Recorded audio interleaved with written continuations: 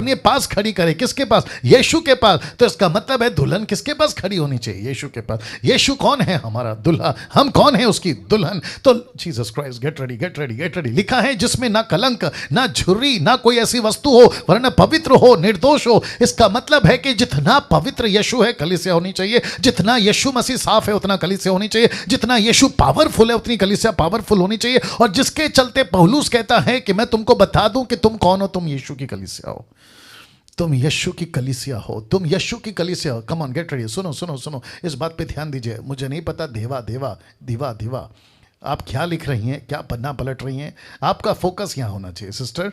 आपको पीडीएफ में सब मिलेगा, लेकिन ये जो पंच लाइन दे रहा हूँ ना, अगर आप लिखते बैठोगे तो दिक्कत हो जाएगी। प्लीज़, बहुत मेहनत के साथ आप लोग के पास आता हूँ। वाह, लिसन लिसन लिसन।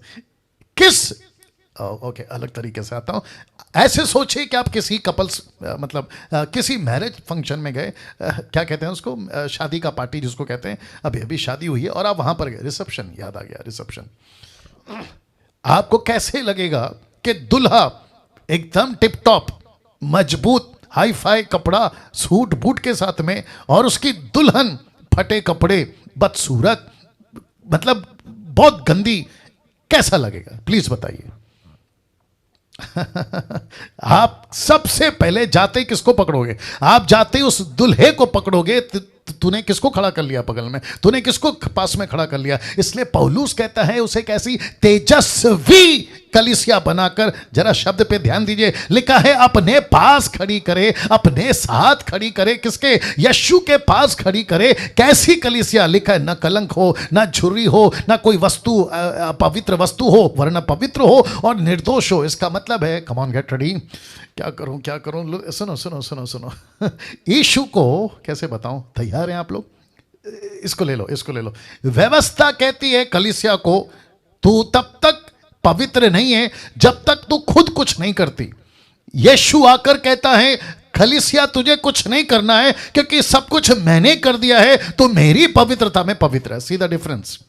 तो व्यवस्था अलग है और यीशु अलग है। इसलिए रोमियो की किताब 7 का 1 मैंने नहीं रखा, लिखा है जब तक पहला पति जिंदा है दूसरे से शादी नहीं कर सकती। अगर पहला पति मर जाए तो वो दूसरे से शादी कर सकती है। पौलुस का कनेक्शन, पौलुस का कॉन्टेक्स्ट, पौलुस की बातें यही थी। व्यवस्था पुराना पति, अनुग्रह नया पति। व्यवस्था पुराना आदम, अनुग्रह नया आदम। बीच में कौन है? आप और मैं। बीच में कौन है? कलीसिया। अब इसको सुनो, व्यवस्था ने कलीसिया को गरीब बना दिया, व्यवस्था ने कलीसिया को कर्जदार बना दिया, व्यवस्था ने कलीसिया को डरपोक बना दिया, व्यवस्था ने कलीसिया को वीक, कमजोर, पापी, सब कुछ बना दिया। लेकिन जब दूसरा दूल्हा आया, क्योंकि पहला पति मर गया, दूसरा पति आया, और जब दूसरा पति आया, बहुत ध्यान से सुनना, तो उसने ना सिर्फ कर्जे माफ किए, ना सिर्फ पवित्र किया, ना सिर्फ अपने आप को हमको दे दिया, बल्कि कहता है कि जितनी प्रॉपर्टी मेरी है ना, उतनी सारी प्रॉपर्टी तुम्हारी है। जो बाप ने मुझे दिया था ना,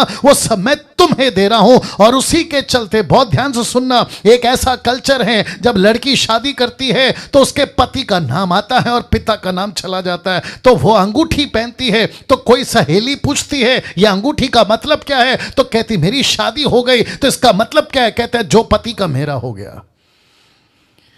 माय गुडनेस, जो पति का है वो मेरा हो गया। तो यीशु का दास जिसका नाम है पौलुस, कहता है ऐसी तेजस्वी कलीसिया बनाकर अपने पास खड़ी करे, जिसके साथ लिखा है यीशु के पास खड़ी करे, और लिखा है कलंक नहीं होगा, झुर्री नहीं होगी, कोई वस्तु नहीं होगी, बल्कि पवित्र होगी, निर्दोष होगी, और साथ ही साथ ऐसी पावरफुल होगी। देख लो देख लो देख लो, ऐसी पावरफुल होगी कि शत्रु उसके पांव के नीचे होगा, शैतान उसके पांव के नीचे होगा। इसका मतलब क्या है? यीशु मसीह क्या बनाना चाहता है कलीसिया को? पावरफुल। यीशु कलीसिया को क्या बनाना चाहता है? तगड़ा। यीशु क्या बनाना चाहता है? हिम्मत वाला। यीशु क्या बनाना चाहता है? ऐसी शक्तिशाली कलीसिया, पृथ्वी पे जागृत घूमती फिरती। जैसा यीशु था वैसा कलीसिया पृथ्वी पर घूमना चाहिए।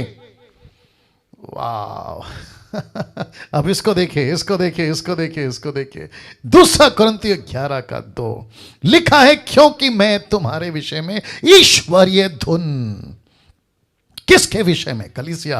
किसके विषय में? परमेश्वर का राज्य। परमेश्वर का राज्य कौन है? उसकी कलीसिया। लिखा है ईश्वरीय धुन लगाए रहता हूं, इसलिए कि मैंने एक पुरुष, ब्रैकेट में जीसस मैंने डाला है, लिखा है इसलिए कि मैंने एक पुरुष से तुम्हारी बात लगाई है, जिसको कहते हैं एंगेजमेंट, जिसको कहते हैं सगाई, जिसको कहते हैं आपकी बातचीत हुई है, रिंग चेंज हुआ है। अभी तो सिर्फ रिंग चेंज हुआ है, अभी तो सिर्फ बात हुई है, लेकिन बहुत जल्दी शादी होगी, बहुत जल्दी शादी होगी। ताली बजाकर परमेश्वर को धन्यवाद। कमान कमान कमान, जितने यूट्यूब पे हैं बात को समझिए। लिखा है इसलिए कि मैंने एक पुरुष से, नॉट 2 पुरुष, नॉट 3 पुरुष, नॉट 4 पुरुष, इसलिए उद्धार का रास्ता यीशु है, सच्चाई का रास्ता यीशु है। मानव जाति को पाप से छुटकारा पाना है, एक ही है और उसका नाम जोर से यीशु है, यीशु है। तो लिखा है इसलिए एक पुरुष से बात लगाइए, तुम्हारी बात लगाइए, एंगेजमेंट। अब इसको देखो कि तुम्हें पवित्र कुंवारी की नाई मसीह को सौंप दूं। किसकी नाई? पवित्र कुंवारी की नाई। तो कलीसिया क्या है? यीशु की कुंवारी। कलीसिया क्या है? यीशु जिससे शादी करने वाला है। कलीसिया का राज्य, परमेश्वर का राज्य मतलब कलीसिया, कलीसिया यीशु मसीह की किंगडम, यीशु की कैबिनेट। समझ में आ गया? तो लिखा है कि उसे पवित्र कुंवारी की नाई मसीह को सौंप दूं। क्यों? क्योंकि प्रकाशित वाक्य 21 का 2 देख लो, लिखा है फिर मैंने पवित्र नगर एक्लीसिया, ब्रैकेट में पवित्र नगर एक्लीसिया, जिसको कहते हैं नया यरूशलेम, को परमेश्वर के स्वर से परमेश्वर के पास उतरते देखा। कौन सा अध्याय? 21वां अध्याय। कहां उतरेगी? जब सब कुछ खत्म हो जाएगा, इसी पृथ्वी के ऊपर, इसी पृथ्वी के ऊपर, लेट मी रिपीट अगेन, इसी पृथ्वी के ऊपर पुराना आकाश, पुरानी पृथ्वी, चादर की नाई लपेट दी जाएगी और परमेश्वर का नया यरूशलेम इसी पृथ्वी पर फिर उतरेगा। अपोक्लिप्टिक की बातें हैं, चिन्ह की बातें हैं, दृष्टांत की बातें हैं, उदाहरण की बातें हैं। यीशु हमको, आपको कहता है तुम मेरा नया यरूशलेम हो।